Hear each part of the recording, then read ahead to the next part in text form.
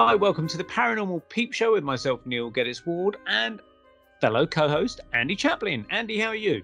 Yeah, pretty good, Neil. Pretty good. How are yourself? I'm fine. Now, you've been a very, very busy boy in the last couple of weeks, haven't you? It's all gone a bit quiet now, is it?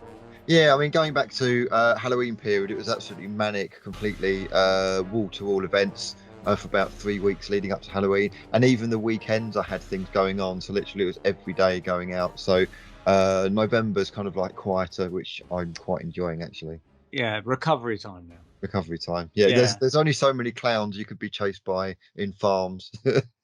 But at least Boris didn't lock you down because you was worried about that, wasn't you? Yeah, I was worried about that. My gut instinct told me would probably be okay for Halloween period, so I went with that.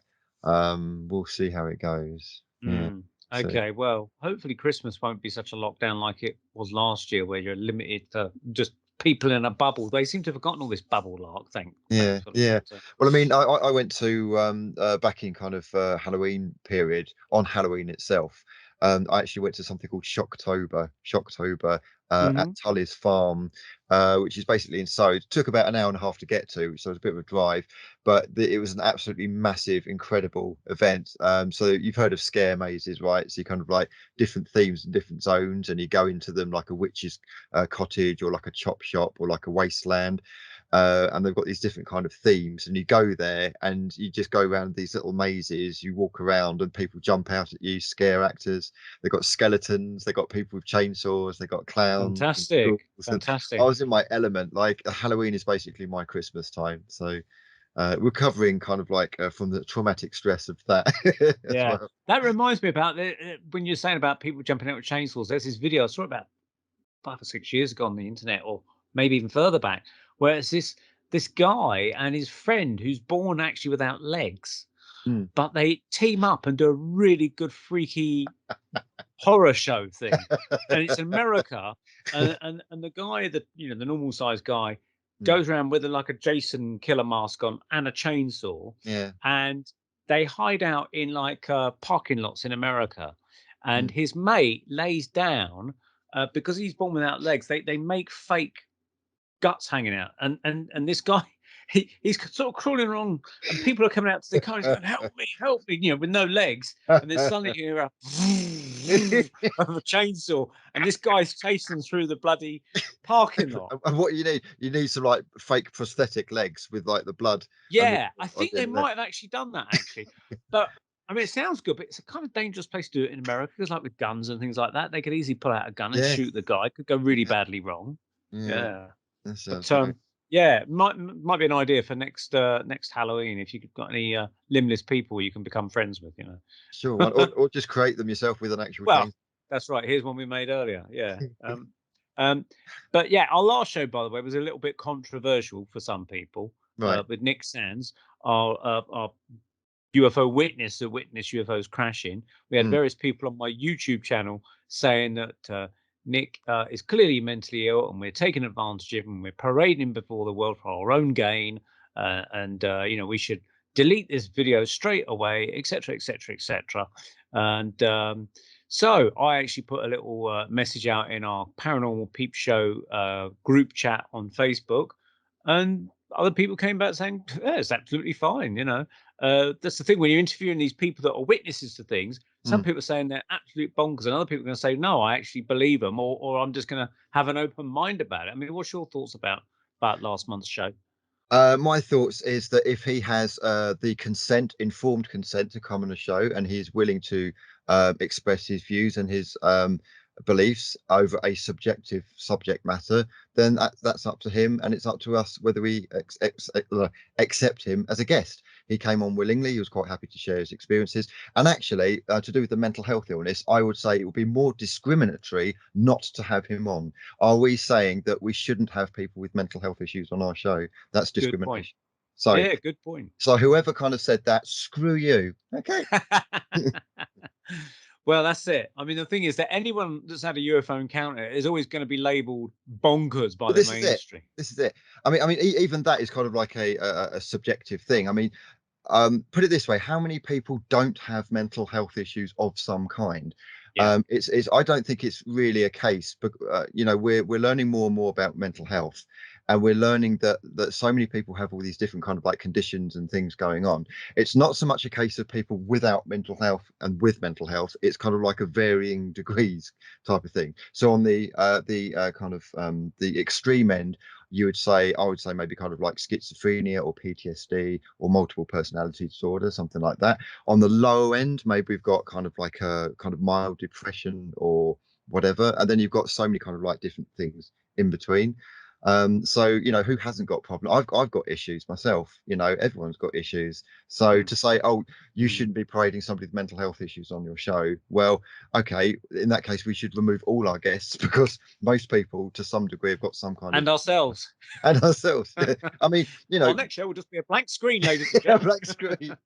I mean, the thing is, Yeah. you know, a lot of people But would I view mean, a lot of people would view us as mentally ill. You know, there'll be some people that would say that mediums and psychics are mentally ill, that they would, you know, hearing voices would be mm, schizophrenic or whatever. But it's a lot of it is mm. subjective as well as to what that is.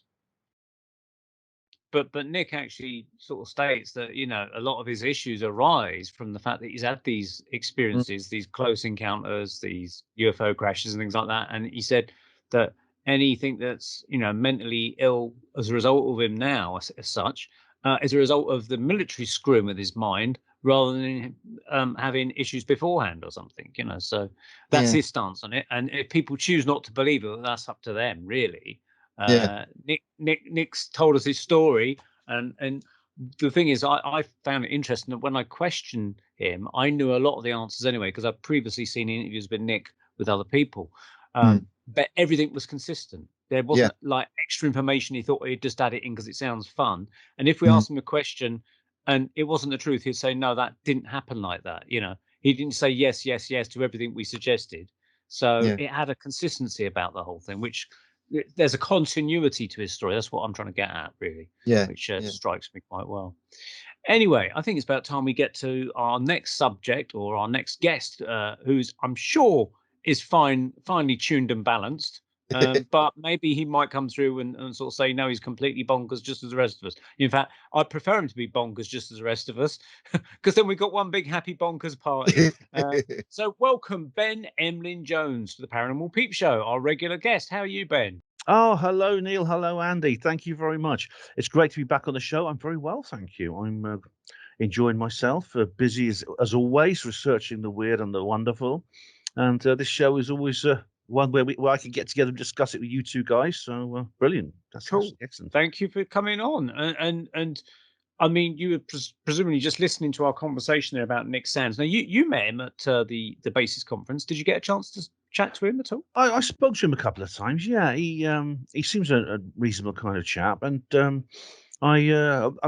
course, I don't think you did anything wrong by having him on your show. I think that's absolutely fine. I expect the person who complained. I know we spoke off air about this. The person who complained, I think, is just the kind of person who likes to complain for the sake of it, and really Mm. doesn't really have a serious Is point there to is there make. a name for a male Karen? Yes. Uh, Hmm. yeah, it is very like that, isn't it? You know, I mean, What I would will be a complain to your manager. what would be a male Karen? Actually, let's have this a bit of a competition. Anyone watching the Paranormal Peep Show, we want to hear your names for a male version of Karen who wants to speak to the manager, and that's who basically complained on Neil's video. Yeah. Think of some sort of like early Gen X name, yeah, which is popular back then. But yeah, so I would ignore people like that. It's the best thing to do. I think he's a very interesting chap. I spoke to him. I watched his interview with Miles Johnston. Yeah, he did do well. It was Miles, wasn't it? It Yeah, was Miles yeah, originally he interviewed with him, yeah, and I yeah. ended up meeting him at the Bases conference, and we had a little chat and a little cup of tea, and that's when he told me about his UFO experiences, and I said, "Oh, would you want to be on our show?" So that's how it all started, really. And so I went back and watched those interviews he did with Miles, just to kind of gen up on the background story a little bit, which provided a really good bit of research for myself to ask him these questions. And he was consistent, as I say, he was consistent with his answers. You know, like you can compare our interview with Miles's interview with him, and each time the interview was the same, really, same answers. So it's not like he's sort of like embellishing or anything. yeah, embellishing things or just changing things to suit the tone of the interview, or there's always a consistency with it, which strikes me as very, very interesting. Mm. It gives Ben, validity. I like your background, Ben. Is it kind of like, are we in Narnia at the moment, or where are we? It looks like it, doesn't it? I've got these beams coming out of my head. It's actually my Warden Cliff Tower there. It's I always have that as a background, and people often wonder what it is. It gives me a chance to talk about the Nikola Tesla, things like that. Warden Cliff Tower, amazing thing that was. It looks like you've had too much Ready Breck. I'm actually old enough to remember that, to recognise that reference. Yeah. And only people again in the UK would remember that advert, the Ready Breck advert, with kids having a glow around them, which I thought was absolutely fascinating as a kid, because I thought that if I ate Ready Breck, I would go out with some aura glow around me. And it's like the adverts where I think it was Give a Little Lift with cocaine. Do you remember that one? Yeah. Margarine spread, cocaine, and the cocaine, yeah. and kids used to raise up off the floor in the advert, and we begged our mum to buy it because we thought that we'd rise off the floor, because it looked absolutely fantastic. Yeah, well, have you drunk Red Bull and expecting to fly off into the clouds as well? I think if you drink Red Bull, you jump from a balloon from the stratosphere like they all do. These. It's interesting. These TV advert makers back in the 70s were giving us coded information on free energy and anti-gravity, weren't they? Or maybe that's just my imagination. I don't know. Well, they did have the Martians, didn't they, for the Four-Mash Get Smash? That was kind of leading us around the UFO thing, which wasn't really big at the time, was it? But that was the biggest thing, wasn't it? The Martians. Well, the whole UFO business, I think it's gone through waves. It's gone through ebbs and flows. There were times in the 70s when it was a big deal, but it really took off, I think, in the late 1940s through the 50s, and different elements came into it. And one of the subjects we're going to talk about tonight, I know, sort of really started in the early 60s. It really did, because the abduction phenomenon. Yeah, the ebbs and flows, as you quite rightly say. Now, the thing is, you actually recognise this fact, which a lot of us have. It slipped under our radar a little bit. We kind of refer to it, but then we actually think, "Oh, hang on, you're right." And Ben was correct in saying that it was the 60th anniversary of the Betty and Barney Hill case. Is that? It was couple of months ago now, but it was, yes. And I mean, there's nothing wrong with doing it a little bit belated, covering this subject, simply because it wasn't covered very widely, actually, not as widely as I thought it would be.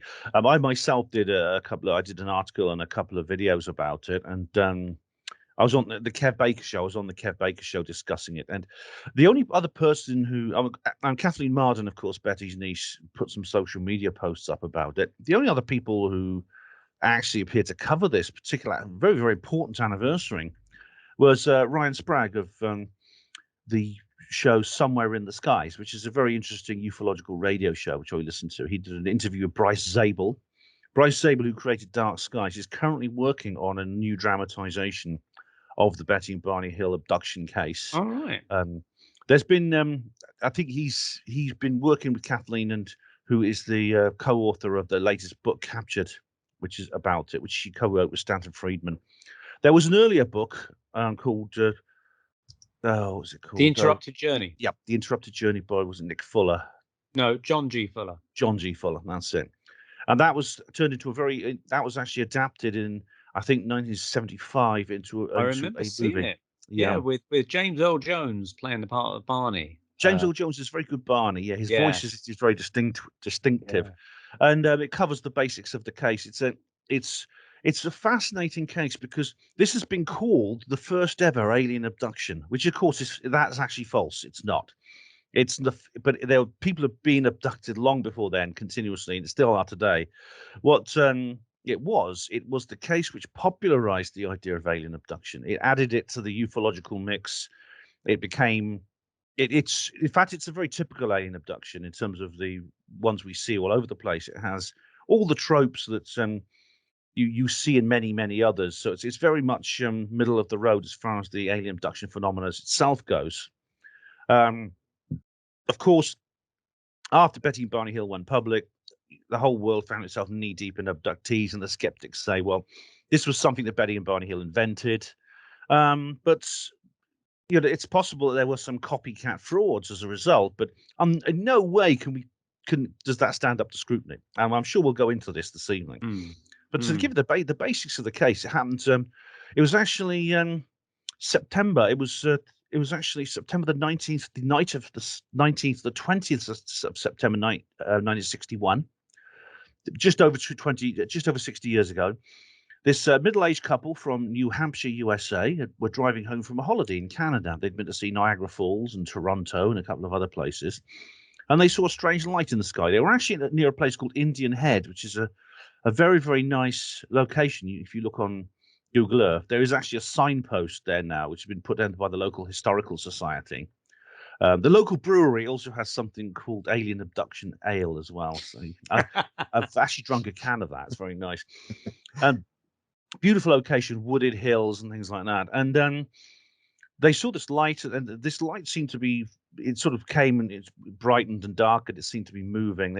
At first they thought it was an aeroplane. Betty thought it was a meteor, but then she realized it couldn't be, because it seemed to be moving in a direction way. Barney thought it was a plane at first, but then he realized it couldn't be. Eventually it grew brighter and brighter, and some structure was revealed.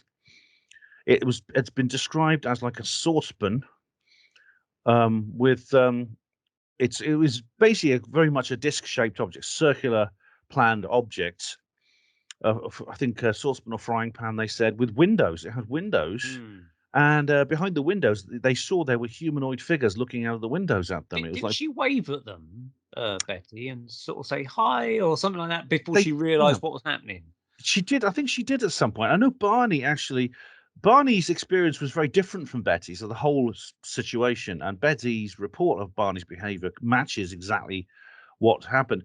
Barney actually believes he experienced a telepathic communication with them.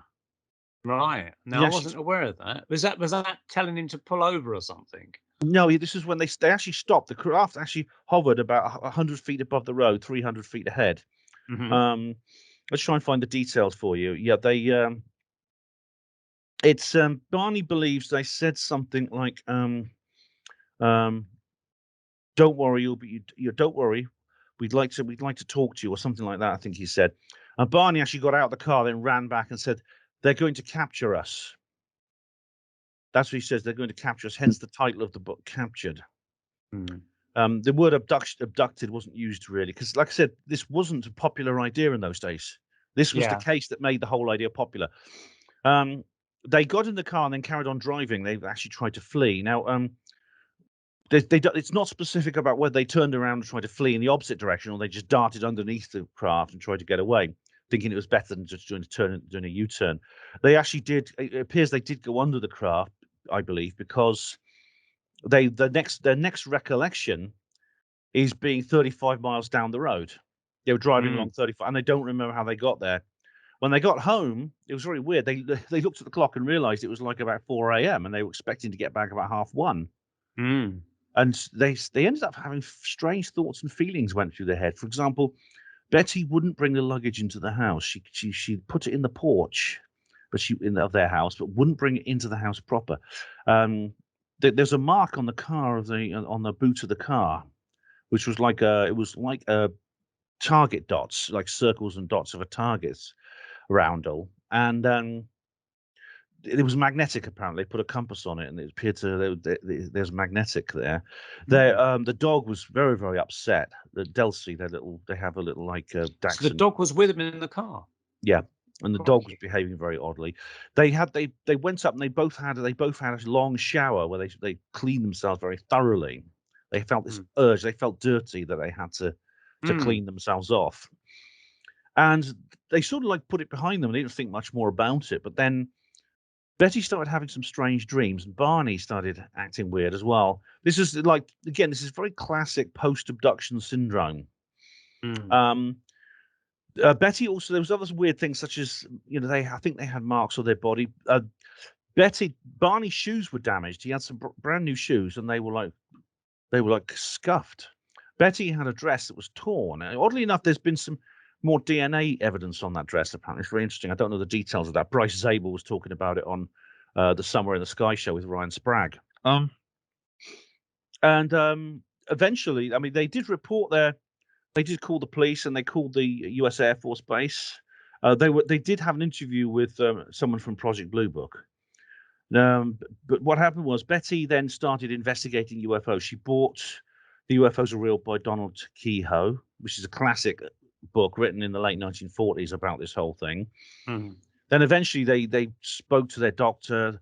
The doctor got them counseling and things like that. And eventually it was actually someone at their church. Someone at their church actually put them in touch with someone from NICAP. Someone from NICAP, then that was the major UFO research organization at the time. Eventually, this is where it gets controversial. They both agreed to have hypnotic regression with Dr. Benjamin Simon, I believe his name was. Mhm. And of course, this is where it gets controversial, because I know there are some organizations that won't touch hypnotic regression and hypnotic memory recovery. They believe it is. They believe it's wrong. They think it's. I think it's like it puts more ideas into people's heads rather than actually getting information out. You know what I mean? Mm. And I I know I that do before I won't touch it. You see. I do remember listening to parts of that regression, and one of the things that struck me is that the hypnotist. Now, considering this is supposedly one of the first abductions, and they didn't really know anything, and I understood they were to be greys, these beings, or light greys anyway. Not much was known about them in that sense. But this guy seemed to have an idea, and I don't know how he knew. How did they communicate with it? Was it telepathically, he was saying on the recording? And so I'm Mm. thinking, now, where did he get that idea from that they were already speaking telepathically to Betty and Barney? Was he tipped off, I or do they don't have know. advanced knowledge of that? I'm not sure exactly what the details are of it. I've listened to the recordings myself. I know that the creatures themselves were described by Betty as being. She described them having large. They were kind of greys, although there was something. They weren't quite greys. They're like a cross between humans and greys. They had uniforms on. It she described Mm. being like cadets, like military cadets, and they had very very pale greyish blue skin.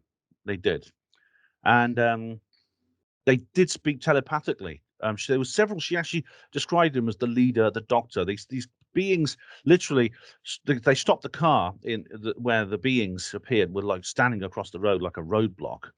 They got out of the car, they walked into the woods, and they saw the same craft that had been hanging over the road further back Hmm. up the road. They went on board the craft. Now Betty describes Barney as being semi-conscious. He was dazed. He was like stumbling along. He looked like in a trance, and this would fit with the fact that Barney recalls far less than Betty did of the Hmm. entire experience. Hmm. Barney was actually they were separated, and Betty didn't. Barney was just led away, and Betty said, "Oh, don't can we stay together?" And they said, "No, we got to examine you separately." And he was now the medical examinations differ slightly. Betty she had some of her fingernails were cut off. Mm. Um, That's a bit gruesome. Were they fully removed? And I imagine it was just the Just the end clipping that she would have removed tips. anyway. I mean, I But they don't gave think her a little manicure, hopefully. it was that. It was like that. Yeah, I think that's what happened. She also said they took some of her hair.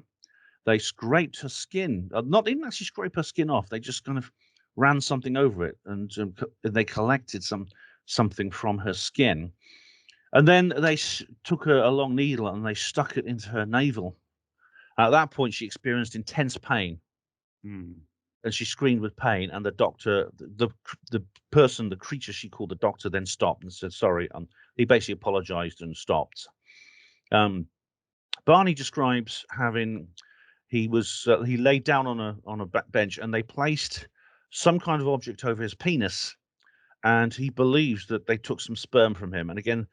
And this again is absolute classic, typical alien abduction experiences. A lot of abductees have this done to them.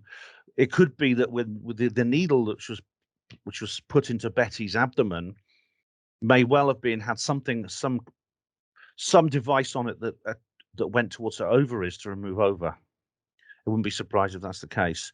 Barney also had they actually inserted a probe into his anus. They actually up his bottom. And again, this is something that is almost, it is very, very hackneyed almost at the moment. It's like whenever you talk about alien abduction now in popular culture, they go, "Oh, they stick things up your bum, don't they?" It all began with this Even particular South case. Park took the mickey out of that, didn't they? Yes, that's right. They do.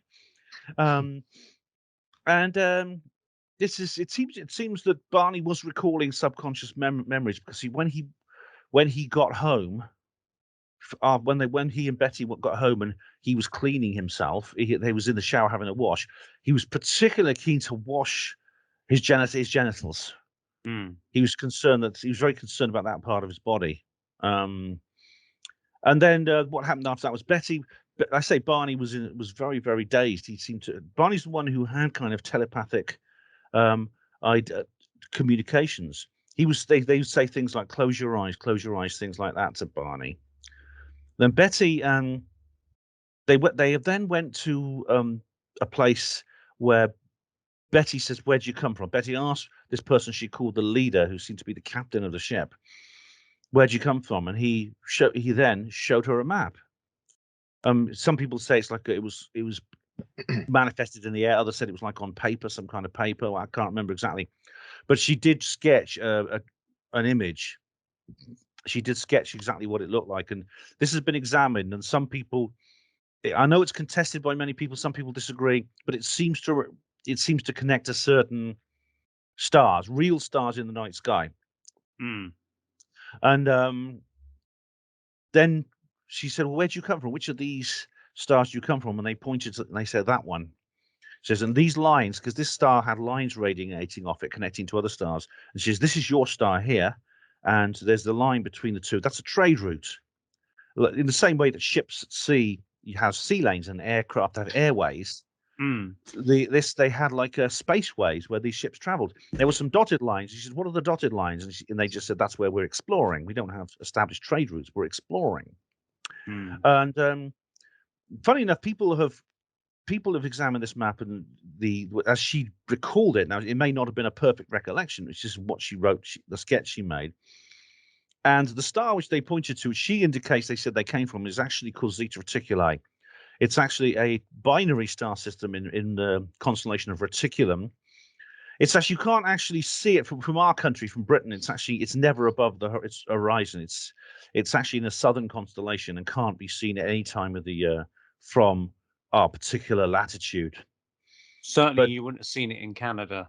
I doubt if you think about where they were. I mean, it's declination -62. I don't know where they live, because New Hampshire is pretty much, I think it's slightly south of our latitude right now. But it's a southern constellation. I don't know whether it was visible there, but the details of Zeta Reticuli are very interesting. But they're both very similar to the sun. Both stars are very similar to the sun. Now, no planets have been detected around that star since it's been possible to detect planets. What's very interesting is, though, it appears to have what's been described as a debris disk, which is what could be a cluster of small planets, very, very much like our Kuiper belt. Our Kuiper belt is a collection of small, very cold planets that orbit beyond Neptune. For example, Pluto, Xena, Oumuamua, not Oumuamua, or these other various planets. These are all orbiting in like a cluster. It's like a belt, but there's no Earth-like planet there that's been detected. Now, we don't know. It doesn't mean it's not there. The planet detection is not 100% accurate. So we're going to wait and see. Obviously it goes on. But anyway, that's where they said they came from. Now, maybe there was a collection of planets in there, like a solar system, and might explain why you get different greys. Some that really nasty, and some that seem to be, okay-ish. It could be. I mean, the fact it's also, if it's on a binary star, it's possible that the two stars would have had an interesting effect on, for example, the planet's environment, because it all depends on where that particular planet orbits, how close it orbits to each particular star. But it could be that for example, it would experience very extreme seasonal differences. There's a very good book, actually. It's a novel. It's actually a trilogy of novels by Brian Aldiss called the Heliconia Trilogy. The Heliconia Spring, Heliconia Summer, Heliconia Winter, which is it's set on a planet which orbits a part of a binary star system. It orbits one star, which in turn orbits another, and as a result, it experiences very great extremes. Literally, it goes from a hot desert environment over the whole planet, really hot tropical environment, to polar ice over the entire planet, including the seas being frozen and things like that. And it does that every 1800 years. Oh, that's all right then. Very, very interesting. It's a very interesting. So it could be they lied. I mean, the thing is, Dr. Carla Turner was explaining. Sometimes these aliens tell you lies. For example, they told people in the 50s, when they had contactees. This wasn't the same as abduction. This was the contactee thing was very different to the abduction thing. It predates Benny and Barney Hill. People like George Adamski had contacts, and with beings that supposedly came from Venus. When this happened, we didn't know anything about the planet Venus. Since then, there have been probes sent there. We realize it's one of the most inhospitable places in the entire universe. It's hot. There's a very dense atmosphere. It's acidic. Life of that kind couldn't evolve there. But why do you think that is, Ben? Why are they lying? That's a good question. Carla Turner believes they have some kind of hidden agenda. Of course, it depends which aliens you're talking about, because extraterrestrials come in many different shapes and sizes. There's a taxonomy of different species now, and they exhibit a wide range of behaviors. The ones Betty and Barney Hill encountered are pretty much like the largest. It's the most common type of behavior, which is they're pretty neutral. They're not particularly hostile. They're not particularly benevolent either. They seem to be interested in us. They seem to be studying us. They want to do medical experiments on us. They want to know more about us, and they have a very detached attitude. And what funny thing is that one of them, the doctor, actually gave Betty a souvenir to take home, a book. She didn't actually open the book and look at it at the time, but it would have been very interesting if she'd been allowed to keep it. But the leader, the captain, actually overruled him as they were leaving the craft, and they had the aliens had a discussion among themselves, and they decided to take the book off her and not give it to her, which is a great shame. I mean, if she'd been allowed to keep it, that would have been an extraordinary piece of physical evidence. It's weird that a culture from another star system seem to be having books, because a printed book made of cardboard from trees and things like that. Does that suggest they're using the same kind of process to manufacture their books, or was it something that looked like a book but it might be made of some sort of plastic or metal or something? Either of those possibilities are true. Either of those possibilities exist. In This Island Earth, I remember they had a book. The aliens had a book made of a metallic substance. I remember that. Good film. That's a good film. That. Yeah. But it could have been it was something they created especially for her, for one of the humans they abducted. Yeah. They were just escorted. They were allowed to go. They were just escorted back to the car, and the aliens basically allowed them to get back into the car with their dog. The dog. I don't know how the dog actually was. The dog is actually not referred to during the experience, but when they got back to the car, all they knew the dog was there. We know that Delcy, the dog, is possibly they left the dog in the car while they were having this experience. So the aliens didn't seem particularly interested in the dog. No, I find that weird as well. I thought they would have had the dog might have bit them, maybe. It's interesting because the dog doesn't get mentioned at all. It's the first time I heard about the dog in the retelling of this tale. What I do recall, though, is the one of the doctor kind of aliens came into Betty. This is what she said under hypnosis, and it kind of tallies up with Barney's experience. Is that they were trying to take her teeth out because, Barney apparently had false teeth, and they took his teeth out, and so they wanted to check that on Betty, but her teeth wouldn't come out. Do you remember that? I don't remember that element of it. That's a very. It's almost as if they noticed with one of their specimens they've captured. They saw, well, this guy has detachable teeth. Is this a universal thing among this species? Do all humans have detachable teeth? So they say, Betty, let's just have a look at your teeth. And they try to pull them out. Oh no, it's obviously just him. She doesn't. She has teeth that are growing in her gums. It's almost like they never encountered humans before. It's like.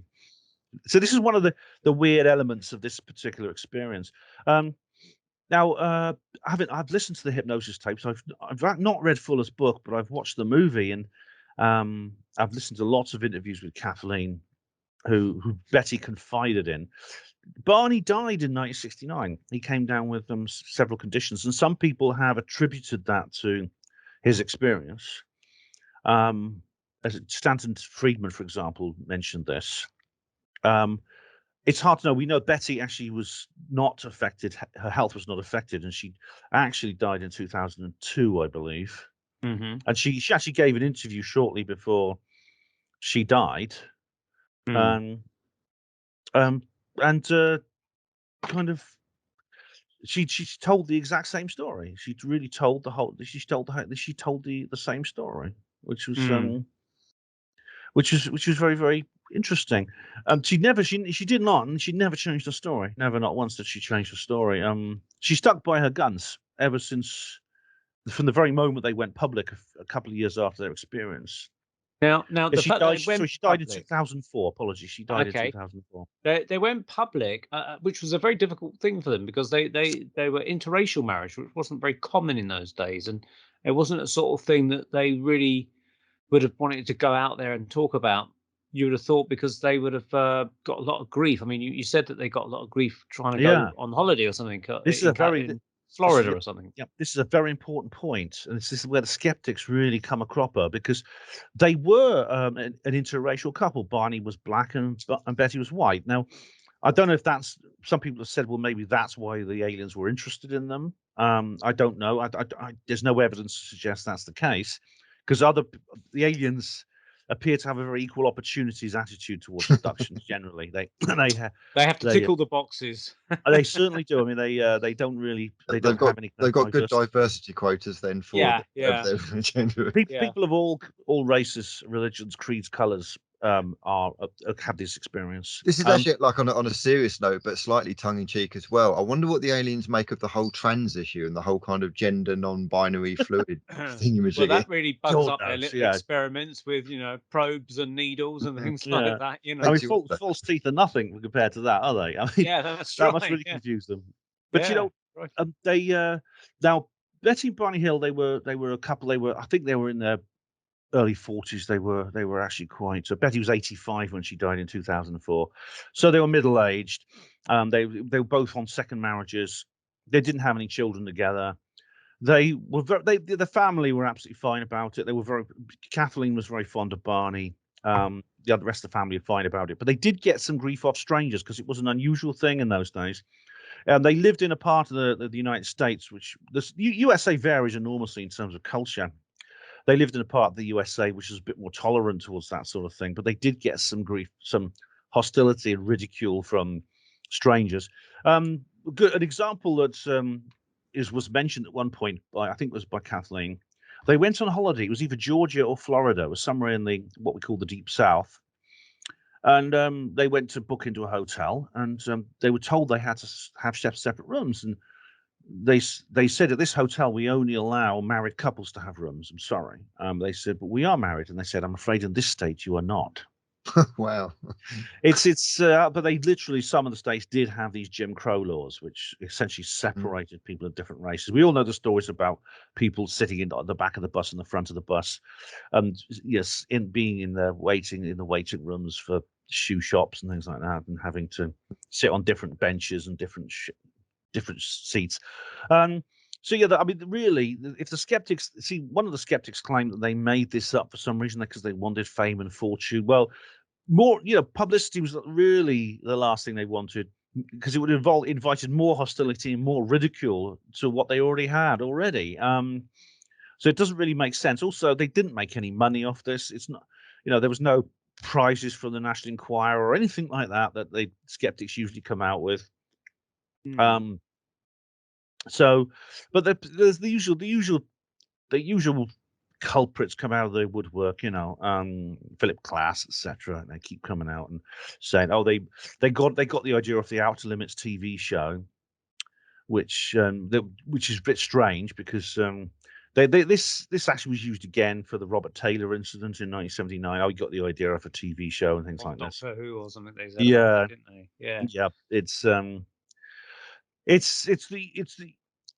It's all the usual things. I mean, the hypnotic regression method has been a big thorn in the side. The skeptics have really clung onto that big time.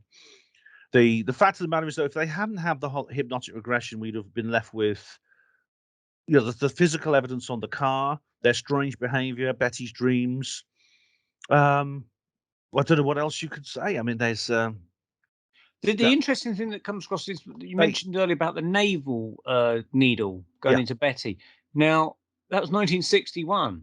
And for her to talk about that type of procedure in 1961 was a bit weird, because it's only sort of many, many years later did they start doing medical procedures in hospitals where it involved needles going into navels. So I understand to extract eggs or whatever like that. They do. That's right. It was something that was not practiced at the time. I mean, nowadays they have things like amniocentesis. They do amniocentesis on pregnant women, which involves sticking the needle into the woman's genitalia.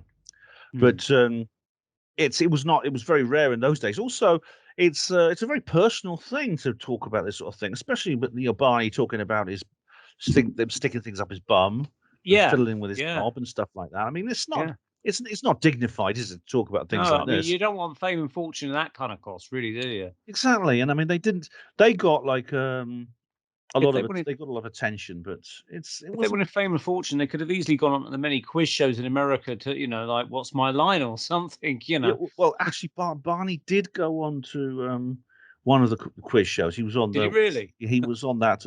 What's Your Secret? Sort of thing. Something like, what was it called? I can't remember what it's called. Where they have there's 3 candidates that they have to work out which is which. I can't remember which what it's one's called. telling the truth. Yeah, tell the truth. That's it. He did go on to that. But I mean, you don't actually get paid a huge amount of money for going on to these things. I know people who've been on these quiz shows. You don't get paid like £1 million to appear. You're not like Tom Cruise. You know, you don't get you get your fee. You do get a fee for appearing, but it's not usually a huge amount unless you're someone famous. But he went on to tell the truth. Yeah, the clip's actually on Bryce Zabel's YouTube channel. Now, why they were selected, it's hard to say. Now, apparently they had IQ tests, as everyone does in those days, and they both scored very high. They both had IQs of 120 plus. So they were both very intelligent people, which might have something. They were both above average for both their racial groups. So that's actually a reason, possibly. I don't know. Did they express like anything like, oh, why us? Well, why did it have to happen to us? Look how it's turned their lives upside down. Was there any of that kind of thing about them? In the film, the UFO case, the UFO incident, which is based on the journey, it's based on the interrupted journey. They do ponder this because at the beginning of the film is told in flashback, and in the beginning of the film, they're driving back over the route they took that day, and they did that many times. They repeated and reconstructed the journey they'd done as trying to find some kind of answer. They drove back and forwards around Indian Head saying, well, when did this happen here? Did this happen here? And they did that over and over again, just the two of them together. And if they were making up the whole story, they wouldn't have done that. But there's dialogue when they're in the car saying, you know, what's going on? Why us? And things like that. I mean, a lot of people who have these kinds of experiences must wonder that, you know, why me? And in terms of looking for reasons why certain people have these experiences and others don't, it's difficult to know, actually, because they seem to occur to quite what you call quite ordinary people. Very often, people who have no interest in UFOs or aliens and only develop an interest after they've had this experience. Yeah, it's also, sorry, Red, it's also worth noting a lot of people that have these experiences are Rhesus negative in terms of blood groups as well. That's it. Yeah, I don't know what their blood groups were, but it could be that they had a particular blood group that was, maybe they were Rhesus. One or two of them were Rhesus negative. If Betty had trouble with miscarriages and things like this, it's possible she had a Rhesus negative blood group, because women who have Rhesus negative have a tendency, sadly, have difficulty bearing children. They have a tendency towards having large amounts of miscarriages. I don't know if Betty actually had any children. And all I know is that she was very close to Kathleen, her niece. So it's difficult to know the answer to that. It could be possible. The fact they presumably took eggs from Betty and sperm from Barney, that they did like a test tube baby on board the craft at some point later on.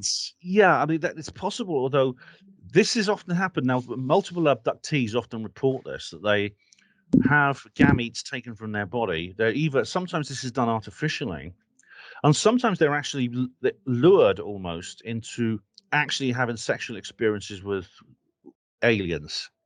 In the case of Antonio Villas-Boas, for example, a famous Brazilian abductee, he was actually presented with an alien that looked like a human woman, but not quite. I mean, there was many differences that indicated this was not an ordinary woman.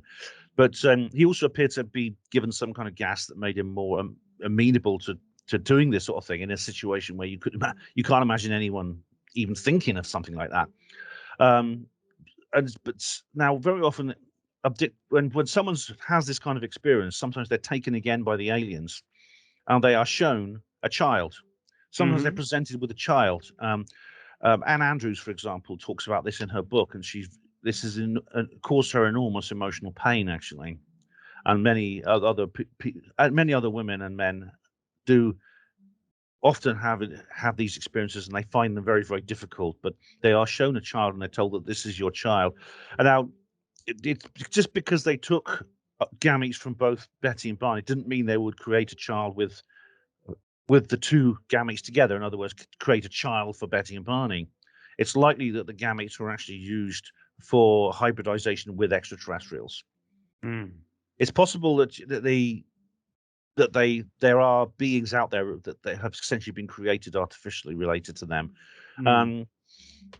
There are even people in the world today who claim extraterrestrial parentage who are wandering around. I've met a couple of these people, and they have strange features on their body, which leads me to, take what they say seriously. I met a lady, for example, who has a strange shaped skull, and she claims to have extraterrestrial lineage.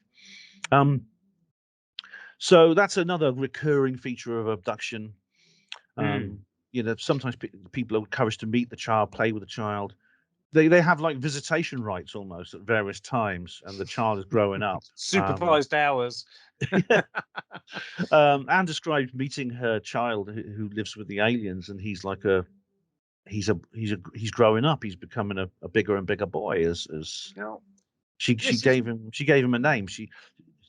She called him Nathan. I mean, in the book, I don't know if the aliens give her a different name. She went back onto a flying saucer and met this child. Yeah, she did. According to her book. One question that the skeptics, and I would like an answer to this one as well, is that if you're going to be abducted or invited to go back and meet your offspring, okay, take your phone with you. Get a few shots for the family album at least, and a few of the decor of the UFO.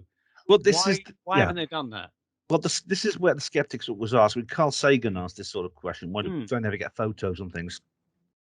As I said, if only Betty had been allowed to keep this book, it would have been an extraordinary piece of physical evidence. So it's a difficult thing to answer, actually. Why is it these people don't just take something when the aliens aren't looking? Take one of the tools off the medical bench and things like that. Take it and then take it home with you, just so you've got something to show people. Why do they not do that? It's a worthy question. I don't have a real answer for that. I don't know exactly why. The skeptics say that's because it's not objectively real. Of course, I don't agree with that. I think there are many other reasons to say, well, yes, it does point to it being objectively real. But however, yeah, it's a good question. It'd be nice if that happened one day. It really would. And now, there's actually another theory based on this particular testimony, which has actually only emerged in much recent years. I must apologize, incidentally, you're hearing piano music in the background. There's a it's your friend, isn't it? It's Alan, yeah. Your Liberace mate. It is. It's Alan Liberace, yeah. This new theory is that this ties in with a lot of people who are experts in mind control, who know a lot about mind control, Neil Sanders and several others. They actually believe that some of the experience, at least some, and sometimes all, some claim all, of alien abduction experiences are actually people who have been abducted by government forces and have had things done to them in experiments, and maybe they've been programmed in terms of like MK Ultra style mind manipulation, and they've been led to believe that it is an alien abduction experience. deliberately, either through hypnosis or through presenting a certain image, what's known as stagecraft. People dressing up as some of the abductors, the kidnappers dress up as aliens. This is actually present in ufology, this idea. It's not very widely accepted, and I certainly don't agree with it. But this is what Dr. Stephen Greer believes as well. He believes Ben, people it are could abductions. it could actually be both. Here's the weird thing. So it could be, and I personally do believe this, it could be that we've got genuine ETs coming in interdimensionally or however to abduct humans and make contact and kind of do things with humans. But then maybe you've got government agencies as well masquerading to cover up what they're doing, and they maybe, they could implant the false memory of it being aliens to cover up what they're really doing. Who knows? I believe that government forces are abducting people. It seems unlikely they would make up some, or they would enhance or sensationalize the experience the person was having, in a sense, to draw more attention to it within their memory. That seems unlikely to me. It doesn't really make sense. However, MILABs, as they're called, military abductions, do occur.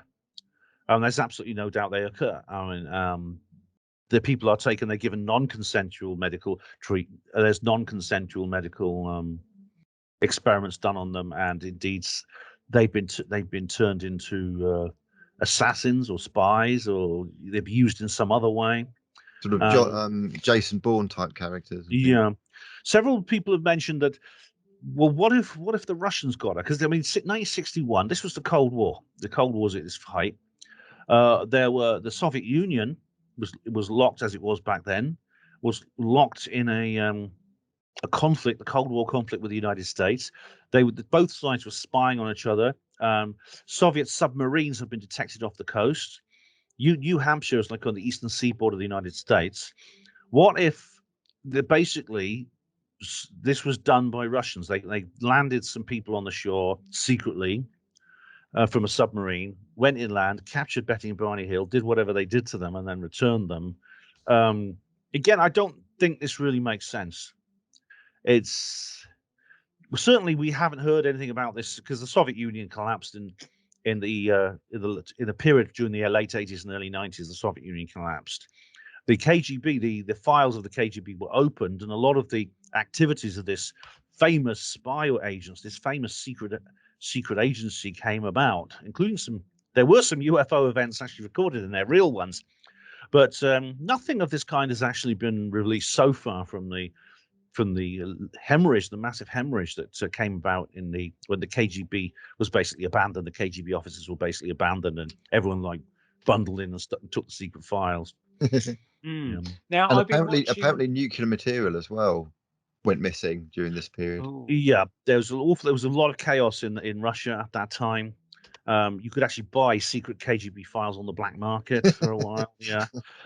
There's nothing in there about anything that happened to Betty Barney Hill. I mean, I think that they were pretty much, despite their racial background, they were pretty much an ordinary couple. They went to church, they had jobs. Barney worked at the post office. We make jokes about men who work at the post office, don't we? Barney was an official at the post office. Betty was a social worker. They both worked for charities. They were both interested in charity work. They were good church-going Americans.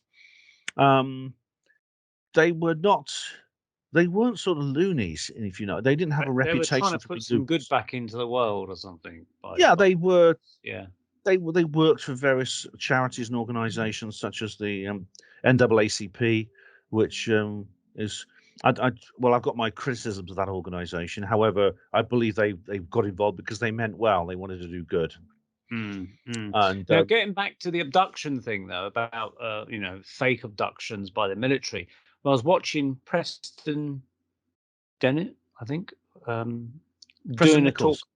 No, Preston Dennett he does UFO books and stuff, and I watched this evening, and it's this thing about where there's cases where abductions mostly take place and it's just a witness that's abducted is the thing. But in this particular thing he was talking about is that other people have witnessed it happening. So there's always other witnesses to say, yeah, it definitely happened. And, he talks about two little girls that live next door to two lads getting abducted and they've never seen them again, sort of thing. And it's quite impressive. I mean, one of the famous cases was where I think it was like a senator, US senator, in his car, looked up at this sort of Yeah. fifth-story block or whatever it was, and saw this girl floating out into a UFO or something. So It's I can't see how the military are doing that somehow. Yeah, that's called the Brooklyn Bridge abduction. It didn't actually Yeah. happen on Brooklyn Bridge, but it did happen in New York City. Mm. A lady called Linda Napolitano was basically she describes that she was had an encounter in which she was levitated out of her bed, and they took her through the window. The window was shut, by the way; it wasn't open. She actually moved through the glass. Yeah, this is She found herself, she found herself hovering on 100 feet above the ground, and they were basically, the aliens floated her towards this spaceship as if gravity didn't have an effect on her. What's interesting is there was a car nearby, and there were three people inside it. There were two security guards, and there's also this is where it gets interesting, because the third man in the car was a guy called Javier Perez de Cuellar. Now, he was, at the time, he'd recently become, he used to be, Secretary General of the United Nations. Now, he's never confirmed this, but I know that Bud Hopkins wrote a book about this. He did some research. There's been many, many people who confirmed that de Cuellar was there. He's not actually said anything about that since, but it is one of these examples where it does appear to be an independent witness to an alien abduction. Now, there are others. In fact, there's even a very interesting piece of film footage of a couple in which the woman was abducted from a bed. I've actually met this couple, and the man was he was actually worked in visuals. He was like a video engineer. Oh, he set a up Muslim family in Yeah. Birmingham. Yeah, they were both devout Muslims. These couple. The woman always wears the full burqa and veil. They were he actually set up CCTV in the bedroom, and you literally see the woman being taken and then later returned. Mm. The bed sort of collapses where her shape in the bed just sort of goes flat, doesn't it? And when she comes back, the blankets kind of lifted up as if they're blown by wind. Yeah. And she's returned underneath the blankets. When the blankets settle down, you see she's back. Yeah. Again, this video went viral. The couple themselves, I mean, I met them, and they wouldn't tell anyone their real names. They don't want any publicity at all.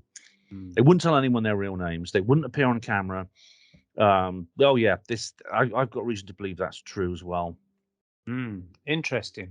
Right, well, we're coming to a break here on the Paranormal Peep Show.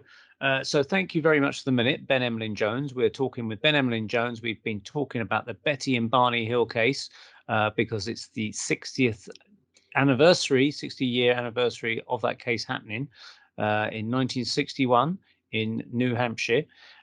So thanks for the minute, Ben. We'll be back with you. Stay around because we want to chat more about other interesting UFO cases that you've been looking at yourself. And we'll be around in a minute. Hi, this is Ben Emlyn-Jones, regular guest on the Paranormal Peep Show. Tune in to Neil and Andy for all your paranormal updates and insights, and quirky fun chat with some seriously spooky topics.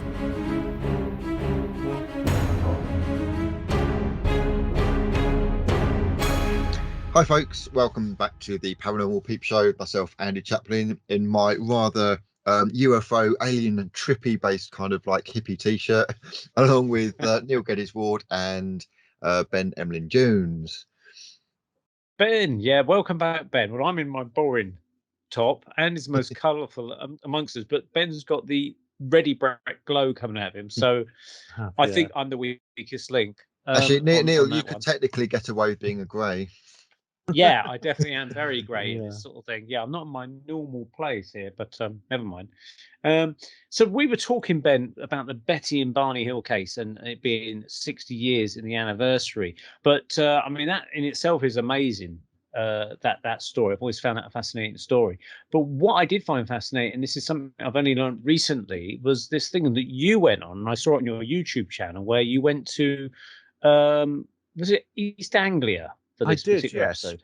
I went to on a little outing with the East Anglia UFO group, who are a wonderful, close-knit community of people who live in the area of East Anglia, who are really into UFOs, hence their name. And they organised a day trip to a place called Aldeburgh. Now, Aldeburgh is actually a lovely, charming seaside town on the coast of Suffolk. And unfortunately, the weather wasn't terribly good, but that's all part of living in this country. You just carry on regardless. But the reason we went there was not to lounge on the beach. We went there to visit the location of a very, very strange UFO event. Now, there's two factors make this very strange. The object itself, it was a CE3. There were entities spotted. The object and the entities themselves, the biological entities, but also its antiquity. It's occurred sometime between estimated 1914 to 1916, not 40 or 60, 16, 14. Around the First World War time. Yep, it was sometime in that area, and this is very interesting. It all came out. This was not actually. It was not a very well known subject until in the 1960s. A man wrote to the East Anglian Daily Times a letter, and he was interviewed by them. That his mother used to talk all the time. Someone called Alfred Whiteland in 1968 wrote to the East Anglian Daily Times and the Daily Mirror that his mother used to always tell him this story. She told it over and over again throughout the years, that she had seen something very strange sometime in between 1914 and 1916, where she lived at this house in Aldborough. She went upstairs to this house, which is on something called Station Road. She opened up the upstairs window and she saw something remarkable. It was a circular platform. It's described as a platform, just not a craft which is enclosed, a round platform which had what looked like a brass handrail on it. It looked a little bit like a child's carousel in a playground. And there were men. She used the word men. She didn't say aliens. The concept didn't really exist in those days. But these men who looked humanoid, wearing little blue uniforms and sailors' hats, round blue sailors' hats. And they were standing, holding onto this rail as this platform flew along. It flew roughly about 26 to 30 feet above the ground along the road. Then it turned a right angle, flew over the top of some houses, and headed off in another direction. And it was never seen again by anyone else. It's a weird thing. Now, but this woman told this story over and over again to her family.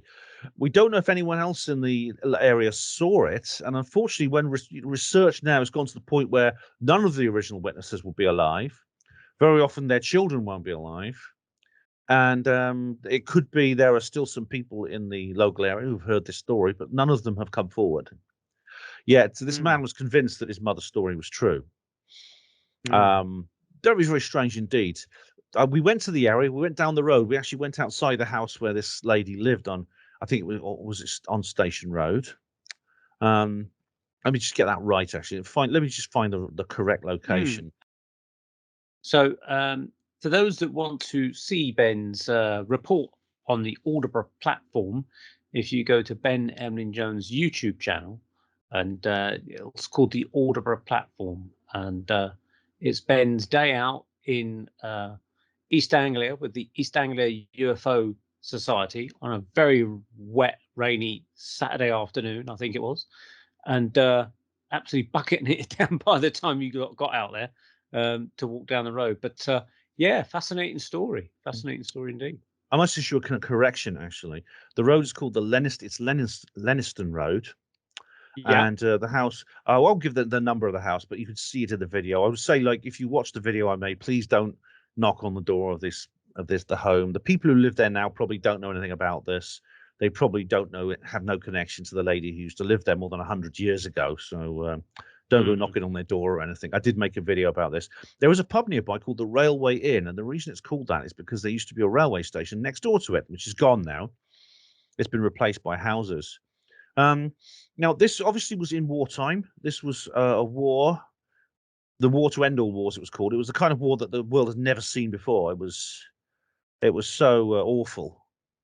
By the end of it, I think about 18 million people were dead. Mostly soldiers had been killed. There's poison gas and things like that were used, and also Zeppelins. Now Zeppelins are amazing things, and they don't exist in the world today, which is sad because I'd love to see one because they're huge. They're gigantic airships. They got bigger and bigger. I mean, the biggest was the was the Hindenburg, which is like 800 feet long. There's no aircraft in the world that big today, even half that size. And they used to fly over. They used to fly over enemy territory and drop bombs on them. And they were, because they were so big, they had a large number of crew. The one things they used to do, the Zeppelins, they used to like cloudy weather where they couldn't be seen from the ground. In those days, remember, there was no radar. There was no way to detect them except visually, and they used to be spotlights that used to scan the sky looking for Zeppelins. But they used to wait until it was cloudy and fly above the clouds. And what they used to do, they did have platforms that were lowered from the craft where a lookout would get onto this platform. It was actually into this platform thing. It was called a platform, and it would be lowered on a cable below the clouds. You'd have to be quite brave to do this, I think. And the guy would then, there'd be a little like a telephone. He'd phone up to the Zeppelin and tell them where to go. And because it was such a small object, I'd be unlikely to be seen. And some people have theorized that what this Mrs. Whiteland saw was simply a platform. It was a Zeppelin flat platform. It was one of these lookout capsules that were lowered from the main Zeppelin on a cable. This is very unlikely, because if you actually look at the descriptions and the pictures that have come out of the descriptions of the Aldeburgh platform, and then look at the pictures of the Zeppelin platforms, they are totally different. Platforms is almost a reverse idea of the submarine periscope. Yes, it is. Except you're physically being lowered down, though. It is an object which is actually. Let me just have a look. It actually looks like a little aeroplane without wings. It's not platforming as such. You just sit inside it. It's just one man, just one of the crew would sit inside this object. And it actually looks like a little aeroplane without wings. It has little fins to keep it steady, and it has a little cockpit. Which I'm trying to find a photo of one. I can't find one, but it looks. I remember what it looks like. It looks like a little cockpit. It looks like a little plane with a cockpit. He sits inside it. He'd have warm clothes on. He wouldn't be wearing a sailor's hat. He'd probably have like a woolly hat on, or one of those leather flying hoods, and goggles. Yeah, he'd need goggles as well, and he'd be lowered below the clouds. Obviously, he needs to keep warm because it'd be very cold. And it's a big metallic thing, and it doesn't look anything like what Mrs. Whiteland saw. It only has a crew of one. There's only one guy lowered in it. It just literally does not make any sense at all. And did Mrs. Whiteland say how many crew were on this particular Aldeburgh platform? She said there were. The pictures. Most of the pictures show about six people, 6 to 8 people, men with what looks like sailors' uniforms on, standing on this platform. It's interesting because most UFOs tend to, some people say, they see them standing in the window waving at them, things like that.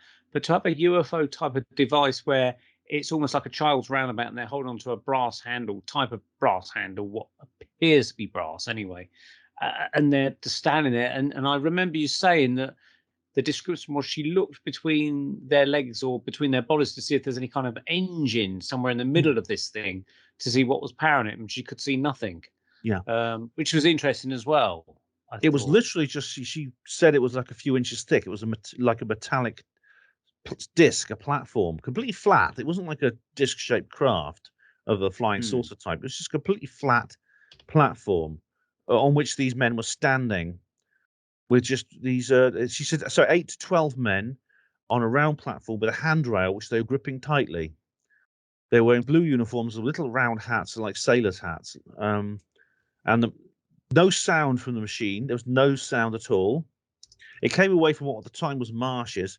It turned a bit and went over the railway yard to disappear behind some other houses. As far as we know, there were no other witnesses. If they were, they haven't come forward. And now, after all this time, we're not going to get them. They've all died. And it's possible this has now faded into mystery.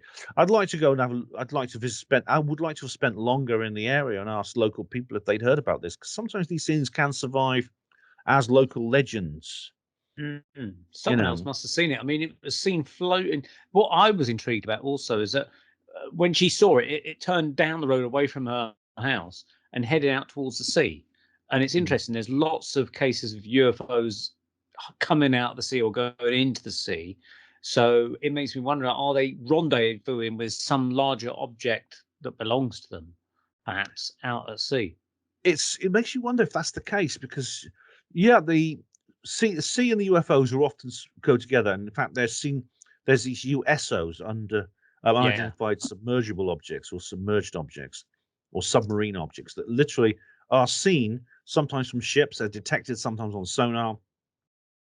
They appear to be the same phenomenon. In fact, they sometimes come out of the water and go back in again. The most famous in recent years has been the Tic Tac and things like that.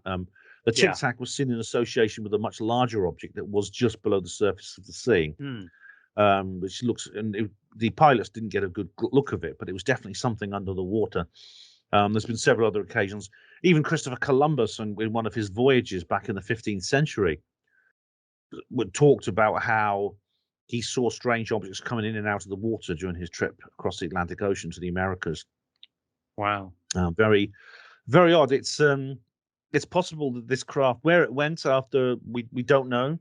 If anyone else saw it, they never came forward. But Mrs. Whiteland was very vocal about this whole thing. She told her son many times. She told members of the family. She may well have told other people in the area, and it's possible other people saw it.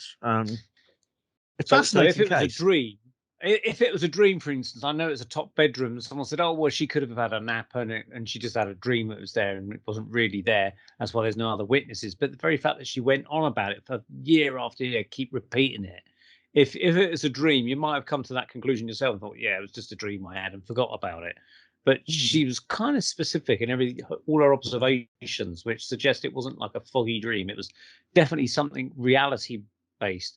What I also find interesting is that it's the only case I'm aware of is whether if it is an identified UFO type thing, that there's 5 or 6 men, maybe more, stand on the platform. They seem to be holding on for dear life. Maybe that's her interpretation anyway. But there's seems to be no sort of effort to conceal themselves. No, they are just flying at low altitude, quite low speed, above a street in a town where presumably there'd be lots of witnesses. It's possible that they would have been seen by more than one person. On the subject of the dream you mentioned, now it's impossible to prove this isn't some kind of hallucination. However, Albert Whiteland, her son, didn't mention that her mother was prone to. He didn't mention things like, "Oh, she's prone to flights of fantasy." Did she have other hallucinations? If not, why not? If it was just a one-off, what was the cause of this hallucination? You see what I mean? It's he probably, if she had regularly experienced these kinds of hallucinations, he probably wouldn't have talked about it. Yeah. Unfortunately, she died by then. By the time he came forward, the principal witness had died. But she was cleaning her house, wasn't she? Yeah. And then she looked out the window to see if there's anyone there she could chat to. Yeah, she's been a very quiet road. You're back on air, Andy. We can see you now. He returns. Come back on. Yeah, literally just. You flash back into reality. That's really weird. I'm going to blame the aliens on that. Yeah. He's got missing time now. You see, it's that top. He's warped out of reality. It was just too outlandish for the cameras to cope with. So the Aldeburgh platform. Have you heard of that story, Andy, at all? This flying platform with men on it. Yeah. I mean, there's a lot of kind of resonations with this and other similar kind of stories, and the hallucination thing. I mean, you just got to wonder, like, okay, if skeptics would say hallucination, well, what's causing it? Something's got to cause the hallucination. People just don't go around randomly hallucinating. So there's a lot of questions into that, and mostly it would be kind of things like LSD and drugs that would cause hallucinations, or magic mushrooms, of course. But I'm pretty sure they wouldn't be on those in their normal, regular, everyday life. Not in 1916. No. Yeah, exactly. Yeah. He wasn't the sort of person who would do that sort of thing. And like I said, her son didn't describe her as someone for whom this was a normal, an average sort of thing she came up with, which would make her a far less convincing witness. He took her seriously. She told him many, many times during the course of her life about what she'd experienced. At the time, he was actually only a little boy at the time. He would have been at home, though, presumably, that the day it happened, or either there at school. I mean, he may have been at school. Yeah. I don't know. Yeah. But Mr. Whiteland, he himself actually has died now. So we probably, unless we find other witnesses, we can't really progress very far with this particular. Yeah, he died in 1989. So he wrote to the paper. There was no one came back to the paper saying, "Oh, there was a story later on, though, wasn't there, of a vicar 20 years later on Yeah. a train going to London." Now, can you recount that? That's very interesting. This follow-up, Yes. which almost Another. suggests that she wasn't hallucinating. Well, Really. this has actually happened many. It did happen about 20 years afterwards, sometime in the 1930s, in which a vicar was on a train and he described something an object which appears to be identical on a train. I can't remember all the details. Tony he did the presentation. Here we go. I was actually much later than that. It was actually October 1955. So we're moving forward like, 40 years now. Mm-hmm. Long after the Zeppelins had gone, Reverend Pitt Keithley, he was traveling on a train, on the Uxbridge train on the East Harrow line. This Wow. was in London, on London Urban Overground. That's close to me at the moment. Uxbridge, not far away, about 20 minutes drive. Well, again, it's an unusual name, Pitt Keithley. Yeah, or any of his relatives in the area, do they remember that? He said he saw, he describes it as a reddish brown and grey platform, the size of a small bus, around 120 feet in the air. He said there were 20 men, and this time they were wearing helmets and khaki uniforms. So it was like a kind of military, like tropical military, like like the British Army used to wear in the tropics. And they moved slowly and silently in his eye line for 3 or 4 minutes. Wow. So it's a larger object. It's very, very similar, but a larger size platform. Was it flying along parallel to the train, matching its speed or something? Well, if he was observing it for that length of time, it must have been, yes. But this was 1955. This is about 40 years after the initial sighting in Aldborough. I don't know if there's been any sightings of platforms like this since. There have been UFOs that have resembled it. For example, another churchman, actually another clergyman in New Guinea. It's Papua New Guinea, and I think it was around. Let me just look at the description of that one. Yeah, this is where they're waving to each other for a while, isn't it? Yeah. I remember hearing about this some time back, actually. It was around the same time, UFO. Let me just see if I can find the details of it. Yeah. This was June 1959, just a few years later. Reverend Father W. Gill. He was an American missionary, and he was in a remote area of Papua New Guinea, which is a very, very a strange place. It's a huge island, which is very much of it. To this day, a lot of it is unexplored, and there's a lot of people who live completely separate lives to the rest of us. But some missionaries did land there, and they set up churches. This was by the seaside. This was actually near a beach. He describes one evening, it was actually nighttime. He describes seeing an object floating above the sea. It was actually there for quite a long time. Many people saw it. Both him and his companions saw it. And he doesn't describe it as being like a platform. It's more like a classic flying saucer. But there were beings on it which were not just inside it. They weren't looking out of the windows like Betty and Barney Hill described. It came out onto like a rail.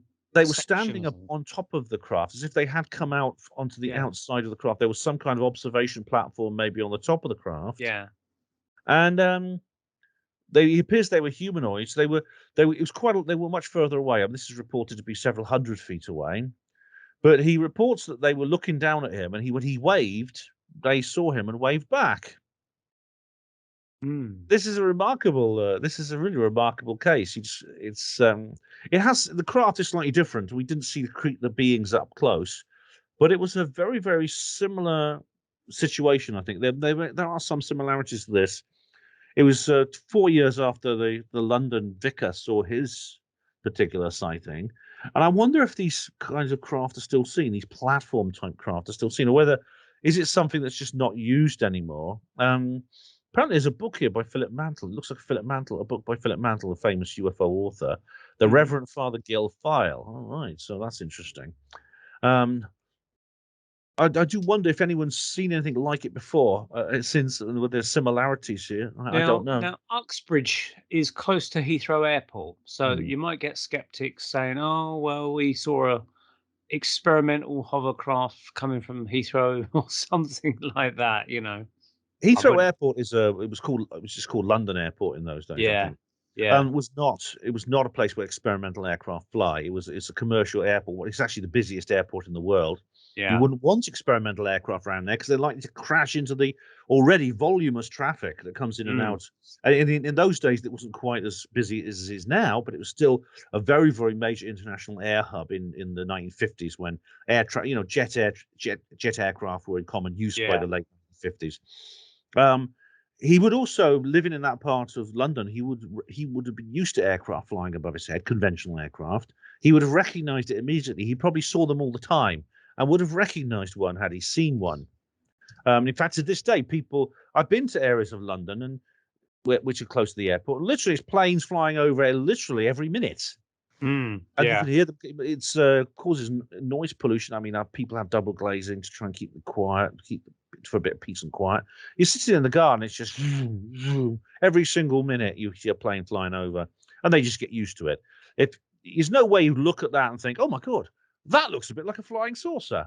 No, it seems unlikely. It's almost quite a dangerous way of traveling. Though, if you've got 20 men on a round disc platform, and you just got a handrail, you know these things like whiz and stop.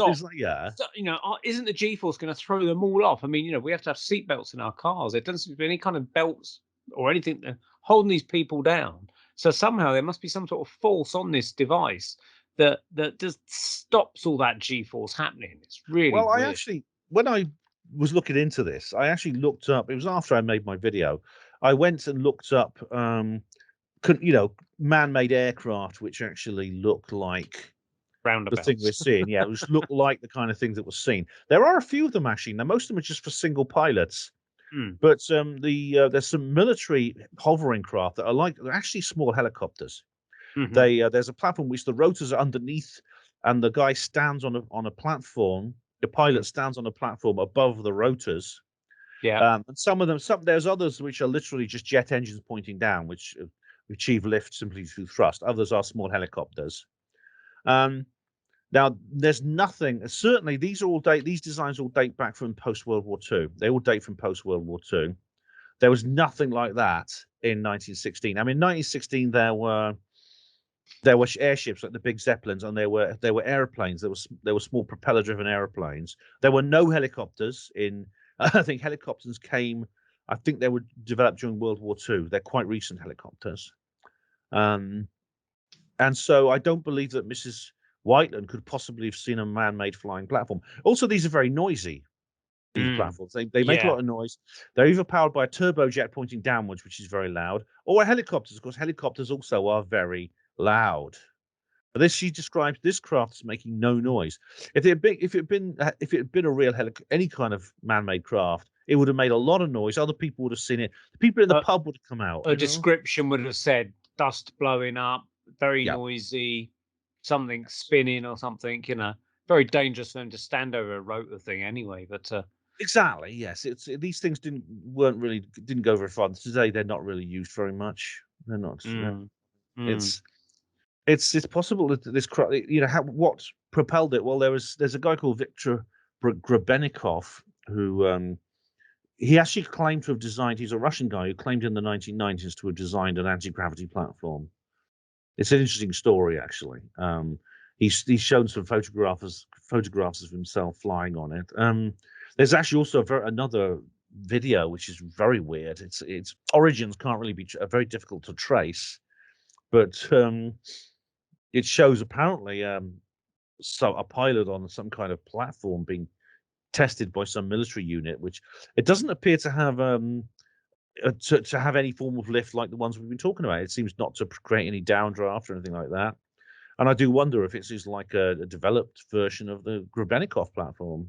I don't know if Grebennikov was telling the truth. It's weird. It's like a kind of platform, and there's obviously no conventional form of propulsion yet. There's a video of this being tested. It's a really weird thing. No one knows if Tesla got into developing any kind of, I don't know, UFO technologies or any kind of flying platforms of any kind. I don't know. I mean, his work primarily was with the generation of electricity, and Tesla found a way to actually generate electricity without any power stations and things, basically simply from the Earth, the electromagnetic field of the Earth, which is why he's so dangerous. I mean, you see here behind me the Warden Cliff Tower. This was actually demolished in 1917 by the Rockefellers and the Rothschilds and J.P. Morgan and people like that, because they didn't want him. They basically bought him out. They bought a 51% share in his company and then screwed him, basically. They just said, well, they destroyed him. They didn't want him generating electricity. This was an experimental power station, actually, what you see there. So, like but as for anti-gravity, the thing is, anti-gravity technology has been developed as well. I mean, there's people such as George Pigott and several other people. Now, Andrew Johnson, who I know we both know, and he's been on your program. He has done a big study about this, which is very interesting, about the various anti-gravity inventors that were around in the early 20th century. And for some reason, it was sometime in the 1950s, people just stopped talking about it. It's as if it was just abandoned. And the question was it abandoned because it didn't work, or was it abandoned simply because all the projects were classified? That's the question. We know that in Germany, there were very, very interesting scientific projects done under the Nazis, which began in the early 1930s, and by the time the Nazi regime was overthrown in 1945, or was it? Well, yeah, that's a good question. Yeah. Well, funnily enough, this is the thing. The victorious Allies plundered the laboratories of these secret, including there was underground facilities and things like that, and they stole plans, they stole prototypes, and also the scientists under Project Paperclip. Some of these scientists are very well known, like Werner von Braun. He was one of the ones that was publicly actually acquired, but others were basically did so much more secretly. They were given fake identities, and they were working in the US, in the Soviet Union, and a few in this country as well. America got the lion's share of them, and these scientists weren't given any choice. They were basically told either you work for us or you go to Nuremberg and probably the gallows. Yeah. So they were just threatened with death if they didn't do this. This is an interesting one for the woke spend, for the people who want to cancel everyone in terms of history, because the wokes are often big flag wavers of "I love science, everything science." Do the wokes want to cancel NASA? Well, and if not, why not? If not, why not? Exactly. Seen as the rockets, the rockets that were developed during the space race. Yeah. The ones that took men to the moon, or did Based they? On the or did they? Well, they certainly took men into space. They were designed by von Braun and his team, and they were developed directly from the V2 missile, which bombarded London, especially was hit by multiple of these ballistic missiles. There was no defense in those days against them. They took these scientists who developed these weapons. Their records were wiped clean. They never faced prosecution for breaking international law by targeting innocent people. So let them cancel NASA. Apollo, cancel Buzz Aldrin, cancel NASA, cancel the space shuttle. You could take it to ridiculous extremes like that, cancel the vaccines because they went into big pharma as well. I mean, it's an interesting. This is why, as Andrew explains in his presentation, it's perfectly possible that vehicles have and power systems and propulsion systems and power generation systems has been developed in complete secrecy to a very sophisticated level where the general public doesn't know about it. They're kept, but partly because it's useful to keep weapons secret sometimes. I mean, the stealth aircraft was the stealth fighter and things like that. That was actually for more than 10 years of its development, it was done in complete secrecy. No one knew about it. It was very, very strictly covered up completely. Also, because if this was publicly available, then why do we wouldn't need oil, we wouldn't need coal, we wouldn't need gas. We would be living in this society that Nikola Tesla envisaged, which we all had as much energy as we wanted. It would eliminate poverty. It would eliminate environmental destruction. It would really be a wonderful liberation for the whole of the human species. However, it means that people couldn't get rich off us anymore. It means that people these power elites, this cabal, this Illuminati, whatever you choose to call it, couldn't really control us anymore. One of the key means by which they control us is through the rationing of energy, the strict doling out, the strict restriction of energy.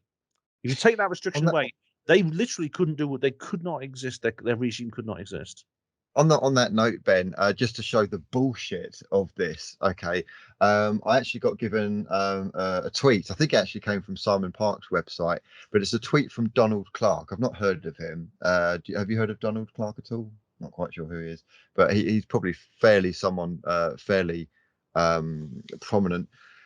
But he says the COP coming to Glasgow. Now, remind me what the COP is, because it's this COP26 meeting about climate change and stuff. But I'm not sure what the COP stands for. Do you guys know? The Council of Parties. Council of Parties. Thank you, Ben. So the Council of Parties coming to Glasgow, and that's happening at the moment. Leaders apparently are staying at the Glen Eagles Hotel, okay, and they've got 20 Tesla cars, each car costing £100,000 each. Brought in to ferry them 75 kilometres back and forth between Glen Eagles and the COP conference. And apparently they've got a Glen Eagles Tesla charging station. Okay, but get this is where the bullshit comes in, and I love the bullshit. Okay, so they've actually contracted Malcolm Plant Hire to supply diesel generators to charge the Tesla electric cars. That beautifully encapsulates the bullshit around this. Yeah, it's important. It is exactly. It should illustrate something interesting that Elon Musk has named his car company after this amazing scientist. This scientist who was destroyed. He was ruined. He was bankrupted. He died a broken man in 1943, and all his work was either destroyed or it was stolen. And he gives you the idea that somehow these electric cars are based on anything on the work of Nikola Tesla. They're not. They're simply battery-powered vehicles with an electric motor. That the electricity has to be generated. It's not generated within the vehicle. It's generated by conventional means, and then the vehicle is charged up. The car is charged up, just like you charge up your mobile phone from a plug. Basically, you have a plug socket and you charge up your car. Have you heard about the wind turbines as well, Ben? The wind turbines are awful. I mean, they're pretty much useless from what I gather. They have a huge. Firstly, the actual dividend, the energy dividend, is very low. Secondly, they are complex. They need a lot of maintenance. They're unreliable. If the wind gets too high, they actually get damaged. Yeah. There's every time that you get like a gale, half of them go down with serious damage. Some of them are bury even them in the ground. I've seen photographs. They bury these wind sails. The sails are not recyclable. So that's the first thing. Secondly, there's a kind of like an energy dynamics thing. So when your car is driving along and you approach traffic lights, it's more energy efficient to kind of slow down gradually, keep the car going just a little bit, and then hopefully when the lights go green, then kind of speed up a little bit. So the car in motion, even a slow amount, is kind of more energy efficient. It's less energy efficient if you kind of like rush up to it, slam on the brakes, and then from static, kind of go off. Away. So how this relates to the sails on the wind turbines? Sometimes they have to keep the sails going a little bit by pumping electricity into it. Because it's more energy efficient for them to kind of like gradually get moving, and then the winds take over, if you see what I mean. Like bump starting it. Yeah. So essentially, if there's low wind, and the sails are completely static, like there's going to be no electricity, and there's not going to be enough push from the wind to actually get them going and get them going round and round and round. So sometimes I have to put energy into them to get them going just slightly, just so hopefully if the wind picks up, it can kind of. It's almost like the old biplanes of the First World War. You have to kind of. You have to kind of like hand crank it and kind of give it a bit of a kickstart. It's a bit like that with the wind turbines. So we're putting electricity into static wind turbines to get them going. Awesome. Well done, guys. It's a political thing. I mean, I've seen them. They're everywhere. If you go to like Cumbria and Scotland and places like that where it's very windy, there's some beautiful landscapes. They're dotted with these weird turbines, and it's ruined the land. It's ruined the landscape. Yeah. They're building them out at sea. If you go to Skegness, you can see the wind farms in the distance. And again, none of this is necessary. None of these complicated, high maintenance machines with a lot of moving parts that needs that have a very, again, the energy dividend is so low it's hardly worth it. They don't really reduce anyone's bills. The wave motion, I've seen when I lived in Orkney, they had these wave motion machines. They were experimenting with them, which I don't know much about them, but just listening to the idea in comparison to these propeller things, the wave motion seems to be a bit more of a better idea to me, But because none the of waves these- are always happening. You know, Also geothermal. So you've literally got heat underground. If you can kind of like get the heat up or superheat water from underground, that's another way of they probably do that in Iceland because they've got They do, natural yes. That is an springs interesting. and stuff. These things are very interesting. However, one thing's for certain: if they're allowed, and if they're allowed to be developed, then they're not going to replace petrol and gas. They won't replace the traditional, conventional means of coal, petrol, gas are still going to be used. But they will. The only things that could replace those and run our civilization the way that petrol, oil, and gas do, and coal, is if things such as the stuff that Tesla invented and many, many other people invented, which basically is far simpler. It's cheap and its energy is limitless. What Tesla discovered essentially was a way to generate electricity out of nothing. Others have managed to tap the 0-point field and basically create energy out of thin air, literally out of, well, not even air, out of nothing. These are machines you could put in your house. They could just run the electricity in your house. You could put them in your car. You could just drive your car forever. They're neat, simple, safe, and completely free. These could replace petrol and oil and coal and gas. And as a result, they are suppressed. There's a cover-up just to stop them being used. There's even people kind of claiming that they've got cars that run on water. There's a Japanese guy and an American guy. There's Stanley Mayer made a car that runs on water. Yeah, it's actually the engine is actually very interesting because it's a version. The technique he used was a version of the anomalous heat effect, which was actually a chemistry experiment first carried out in 1926, in which several types of isotopes of hydrogen were put into a test tube and they were put in with electrolysis probes, and this generated a huge amount of heat. You may have heard of it because it was just rediscovered in the 1980s and called cold fusion. Oh yeah, Andrew Johnson has done a very good presentation on this as well, where he describes how this, for some reason, something went wrong with the control of information, and a news story suddenly came out about this amazing energy source. Obviously, this was completely unintentional, and suddenly there was basically a massive damage limitation exercise to get this genie back into the bottle. And so, a couple of weeks later, another news story came out saying, "Oh, sorry, they made a mistake. Pons and Fleischmann made a mistake. We haven't managed to we couldn't replicate it. Sorry, And there was literally they were stamping down on us like crazy. What they don't say is that people have continued to develop this. Other individuals have developed it. It hasn't been publicized as much, and indeed, there's a distinct attempt to prevent this being publicized, but it still goes on. Yeah, but I don't think the Algebra platform was probably not one of them. It might have been. Now, one thing, getting back to the Algebra platform and the subsequent sighting with the vicar on the train later on, back in 1955 or whatever it was, he's almost seeing the same thing.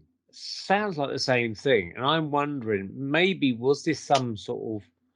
It almost sounds more like a time traveling device that flies. The fact that it's like the same thing, same description, bobbing along at the same sort of height with a load of blokes. It's almost as if it's like gone through different time things at once across the UK or something. It's just baffling because there's been no other sightings of anything like this apart from the two sightings of the Aldeburgh and the Uxbridge sighting.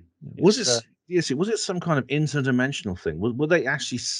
Were Mrs. Whiteland and this vicar seeing something that actually exists in from another the future, world? or from the future? Yeah. Well, if it's from the future, you see, time travel into the future, going into the future is actually not difficult. There's a guy called Valery Polyakov who actually traveled 1.8 milliseconds into the future. He did it by spending 13 months on the Mir space station in the 1990s. And you just travel very fast, and according to Einstein's special relativity laws, you actually move into the future. Traveling backwards in time is tricky. It breaks the laws of physics as we know them. Now, there's some evidence that at the quantum level, information can travel backwards in time. However, you get into things like the grandfather paradox and other logical anomalies, which indicates that literal time travel is not possible where you're traveling from the future to the past. However, the experience of time travel can be reproduced if you bring in the many worlds hypothesis, the idea there are multiple universes. If you do that, you see, you can simply move to a universe which is identical to or even closely resembles Earth's own past. You do that, you essentially create it's a facsimile of real time travel without actually doing it.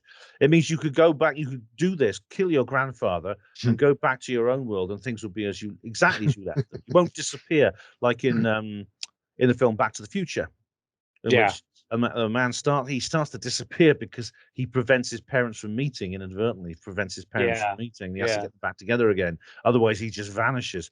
Now, in the many worlds, in literal backwards time travel, that couldn't happen because that is essentially a paradox. Yet, if in the many worlds hypothesis, you could do that and there wouldn't be any problems. So it's possible that this is some kind of object from a universe, a parallel universe that resembles Earth's own future, which somehow finds a way to get into the world that we know. Of course, it could physically not be there, but it could almost be like a ghost of the future. Like they're catching a glimpse of objects of the future, like people have seen ghosts of each other. Like I think Irene Allen talked about this. I've listened to an interview with her where she talked about and Irene runs the network, the Paranormal UK radio network, along with Mark Johnson, of what we are on now. And she said that she was either in her house or looking around her house to buy. I can't remember the whole story now. And she came face to face with a maid from like 100 plus years ago.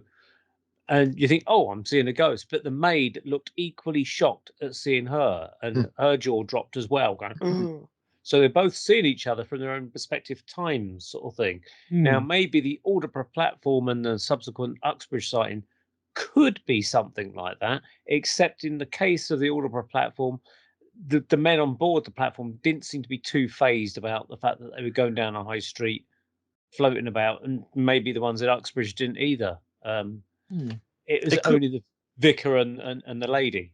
It could be some circumstance. It may have been something to do with Mrs.